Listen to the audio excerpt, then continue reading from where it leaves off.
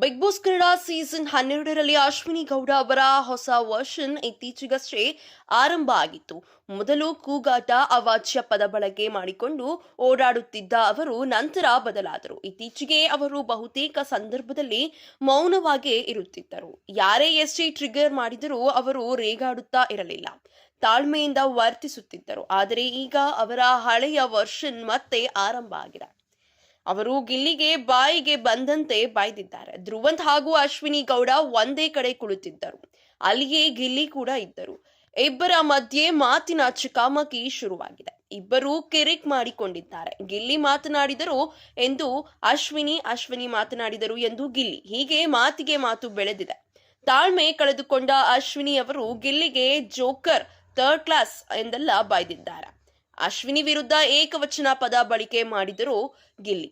ಇದರಿಂದ ಸಿಟ್ಟಾದ ಅಶ್ವಿನಿ, ಗಿಲ್ಲಿ ನಿಂಗೆ ಬೆನ್ನು ಮೂಳೆ ಇಲ್ಲ, ನೀನೊಬ್ಬ ಜೋಕರ್ ಕ್ಯಾಪ್ಟನ್, ಥರ್ಡ್ ಕ್ಲಾಸ್ ನೀನು ಎಂದು ಕೂಗಾಡಿದ್ದಾರೆ. ಈ ವಿಷಯ ಸಾಕಷ್ಟು ಚರ್ಚೆಗೆ ಕಾರಣವಾಗಿದೆ. ಮತ್ತೆ ಹಳೆಯ ವರ್ಷನ್ ಮರಳಿದೆ ಎಂದು ಅನೇಕರು ಹೇಳಿದ್ದಾರೆ. ಅಶ್ವಿನಿ ಗೌಡ ಅವರು ಈ ಮೊದಲು ಬಳಕೆ ಮಾಡಿದ ಪದಗಳ ಆಡಿಯೋ ಹಾಕಲಾಗಿತ್ತು. ಅಲ್ಲಿಂದ ಅವರು ಬದಲಾಗಿದ್ದರು.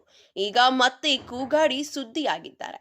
ನಿಮ್ಮ ಜಗಳದಿಂದ ಇಡೀ ಮನೆಗೆ, ಗಾರ್ಡನ್ಗೆ ಬರೋಕೆ ಆಗ್ತಾ ಇಲ್ಲ, ಟಾಕ್ಸಿಕ್ ಎನ್ನಿಸುತ್ತಿದೆ, ದಯವಿಟ್ಟು ನಿಲ್ಲಿಸಿ. ಈ ರೀತಿಯ ವಿಷಯಗಳನ್ನು ಮಾತನಾಡಲು ಸುದೀಪ್ ಅವರು ಬರಬೇಕಾ ಎಂದು ಸ್ಪಂದನ ಅವರು ಕೇಳಿಕೊಂಡರು.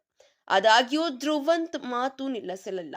ಕೇಳಿ ಇಸ್ಕೋತಿದ್ದಾನೆ, ನಾನೇನು ಮಾಡಲಿ ಎಂದು ಗಿಲ್ಲಿಗೆ ಪ್ರಶ್ನೆ ಮಾಡಿದ್ದಾರೆ. ಇದೇ ರೀತಿಯ ಸಿನಿ ಅಪ್ಡೇಟ್ಸ್ಗಳಿಗಾಗಿ ಹಾಗೂ ಕನ್ನಡ ಬಿಗ್ ಬಾಸ್ ಸೀಸನ್ 12ರ ಲೇಟೆಸ್ಟ್ ಅಪ್ಡೇಟ್ಸ್ಗಳಿಗಾಗಿ ಈ ಕೂಡಲೇ ನಮ್ಮ ಯೂಟ್ಯೂಬ್ ಚಾನೆಲ್ ಅನ್ನು ಸಬ್ಸ್ಕ್ರೈಬ್ ಮಾಡಿ ಹಾಗೂ ಪಕ್ಕದಲ್ಲಿ ಕಾಣ್ತಿರುವಂತಹ ಬೆಲ್ ಐಕಾನ್ ಅನ್ನು ಕ್ಲಿಕ್ ಮಾಡಿ.